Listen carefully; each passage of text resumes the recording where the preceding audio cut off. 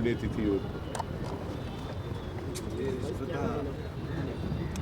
ಅವರು ಈ ದೇಶದ ಸ್ವಾತಂತ್ರ್ಯ ಬಂದ ಮೇಲೆ ಮೊದಲನೇ ಪ್ರಧಾನಿಯಾಗಿದ್ದರು. ಸುಮಾರು 17 ವರ್ಷಗಳ ಕಾಲ ದೇಶದ ಪ್ರಧಾನಮಂತ್ರಿಯಾಗಿ ದೇಶದ ಜನರ ಸೇವೆಯನ್ನು ಮಾಡಿದ್ದಾರೆ. ಅವರು 1964ನೇ ಇಸ್ವಿನಲ್ಲಿ ಮೇ ತಿಂಗಳಲ್ಲಿ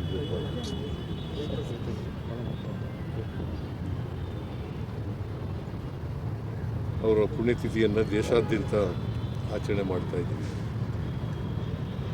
ವಿಶೇಷವಾಗಿ ಕಾಂಗ್ರೆಸ್ ಪಕ್ಷ ಆಚರಣೆ ಮಾಡ್ತಾರೆ. ಮತ್ತು ನಮ್ಮ ಸರ್ಕಾರನೂ ಕೂಡ ಅವರಿಗೆ ಗೌರವ ಸಲ್ಲಿಸ್ತಕ್ಕಂಥ ಕೆಲಸವನ್ನು ಮಾಡ್ತಾ ಇದ್ದೀವಿ. ಆಧುನಿಕ ಭಾರತದ ನಿರ್ಮಾಣದಲ್ಲಿ ನೆಹರೂರವರ ಪಾತ್ರ ಭಾಳ ದೊಡ್ಡದು ಅಂತಕ್ಕಂಥ ಮಾತುಗಳನ್ನು ಈ ಸಂದರ್ಭದಲ್ಲಿ ಹೇಳಬೇಕಾಗ್ತದೆ. ಅವರು ಸೋಷಲಿಸ್ಟ್ ಮತ್ತು ಕ್ಯಾಪಿಟಲಿಸ್ಟ್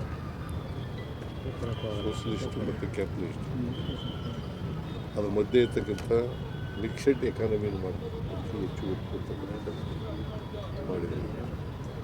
ದೊಡ್ಡ ದೊಡ್ಡ ಇಂಡಸ್ಟ್ರಿಗಳು, ಡ್ಯಾಮ್ಗಳು ಈ ದೇಶದಲ್ಲಿ ಬರಬೇಕಾದ್ರೆ ಮತ್ತು ಶಿಕ್ಷಣದಲ್ಲಿ ಮತ್ತು ಕೋಆಪರೇಷನ್ನಲ್ಲಿ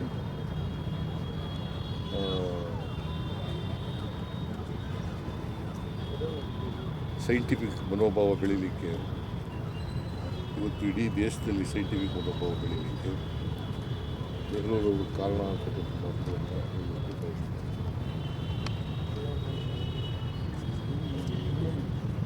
ನೆಹರೂರವರು ಪಂಚವಾರ್ಷಿಕ ಯೋಜನೆಗಳನ್ನು ಮಾಡಿ ಈ ದೇಶದ ಪ್ರಗತಿಯನ್ನು ವೈಜ್ಞಾನಿಕವಾಗಿ ವೈಚಾರಿಕವಾಗಿ ಬೆಳೆಸ್ತಕ್ಕಂಥ ಪ್ರಯತ್ನವನ್ನು 17 ವರ್ಷಗಳ ಕಾಲ ಮಾಡಿದರು. ಅವರು ನಮ್ಮನ್ನು ಆಗಲಿ ಈಗಾಗಲೇ ಸುಮಾರು 62 ವರ್ಷಗಳಾಗಿದೆ. ಅವರನ್ನು ಸ್ಮರಿಸ್ಕೊಳ್ತಕ್ಕಂಥ ಕೆಲಸ ಮಾಡ್ತಾರೆ.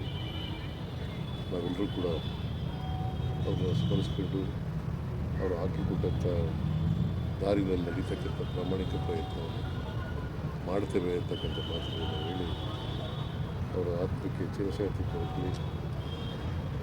ಅವರು ಯಾವಾಗಲೂ ನಮಗೆ ಅವರ ಆದರ್ಶಗಳು ಮೇಲ್ಪಂಕ್ತಿಯಲ್ಲಿ ಸರ್.